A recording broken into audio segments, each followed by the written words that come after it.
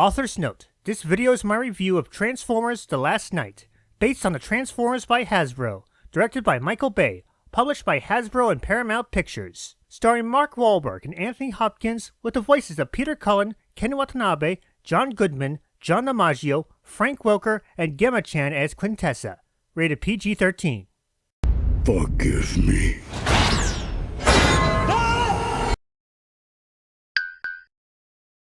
Reviews have not been kind to Transformers: The Last Knight. Like its predecessor, Age of Extinction, it came up short at around 15% on Rotten Tomatoes.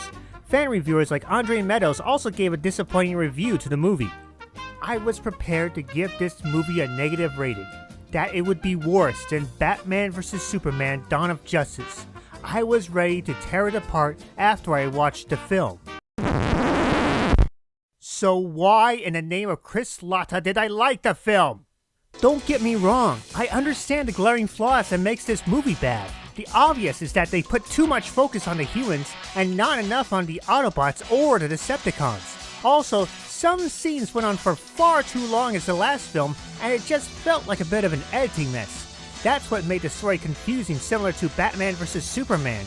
And yes, I thought neglecting Optimus Prime was a bad idea, just like in Revenge of the Fallen. And yet, of all the criticism I gave it, it didn't stop me from liking this film. Why? At least it did have enough action to keep me entertained, plus some of the mythology surrounding it was rather interesting. And yes folks, I did prefer the action of the 1986 film as opposed to the action of this movie and the previous movies. And both the Autobots and the Decepticons were entertaining, especially Megatron, which we need more of. By the way, kudos goes to Frank Welker for matching his voice to Hugo Weaving as Megatron. But ironically, there were two human characters that I actually liked. One is the young orphan named Isabella, who I thought should have had more screen time than the other worthless humans. And the other being Sir Edmund Burton, played by Anthony Hopkins, who I thought brought out the charm within this film. I mean, why can't more humans be more like these guys and not technician snot-nose? I understand that this is a bad film, that it deserves its criticism.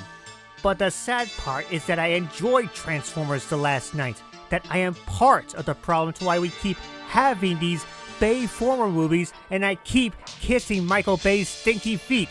I am such a horrible reviewer!